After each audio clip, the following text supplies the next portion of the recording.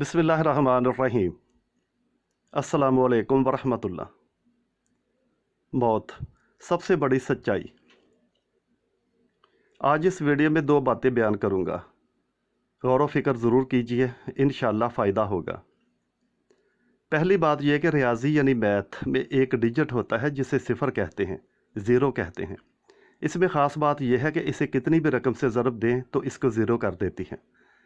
क्या कभी आपने सोचा है कि ज़िंदगी की रौनकें, आसाइशें, हुस्न, जवानी, खूबसूरती, गाड़ियाँ, बंगले, कोठियाँ, ये बैंक बैलेंस, ये पार्टियाँ, ये दौलत की मस्ती, ये अकड़, ये तकब्बर, जब मौत से ज़रब खाती हैं तो सिफर हो जाती हैं। मौत वो वाहद हकीकत है जिसका कोई इनकार नहीं कर सकता। आपको खुदा की ज़ात का इनकार करने वाले तो मिल जाएंगे, मगर मौत का इनकार करने वाला कोई नहीं मिलेगा। ज़िंदगी की सबसे बड़ी सच्चाई मौत है। इसलिए हम सबको मिलकर सोचना चाहिए कि हमने मौत के बाद की ज़िंदगी का क्या सामान तैयार कर रखा है। ये सोचना चाहिए कि आज तक अल्लाह की बात मानी या शैतान की। एक फरमान है कि रोज़ रात को सोने से पहले अपने दिन भर के अमाल का जायज़ा लो कि अल्लाह के रास्ते पर ज़्यादा चले या शैतान के रास्ते पर। अगर तो अल्लाह के रास्ते पर चले तो अल्लाह का शुक्र अदा करके सो, और अगर शैतान के रास्ते पर चले तो अल्लाह ताला से माफ़ी मांग कर सो। मौत पूछ के नहीं आनी, और जब आनी है तो पीछे सिफर रह जानी है। स्वाय अमाल के कुछ साथ नहीं जाता। अच्छे अमाल जाएं तो आसानी होगी।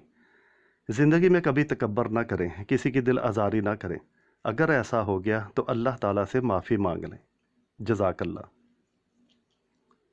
दूसरी बात यह कहते हैं कि एक दिन एक आलम वज़ू कर रहा था कि एक शख्स जल्दी में आया, वज़ू किया और जाकर नमाज़ पढ़ना शुरू कर दी।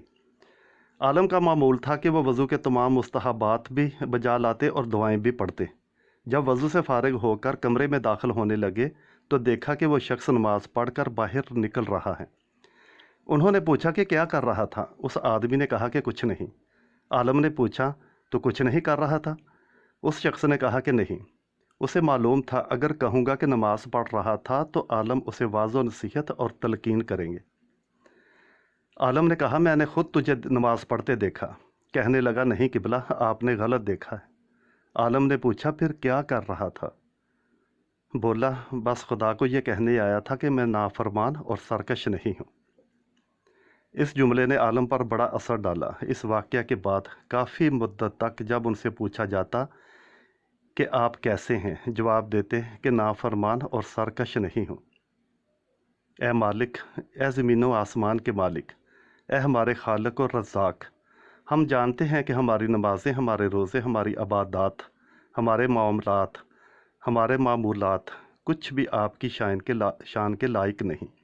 ए वहदहु ला शरीक, ए रब्बल आलमीन, हम तो बस कहने आए हैं, हम नाफरमान नहीं, हम सरकश नहीं। जज़ाकल्लाह।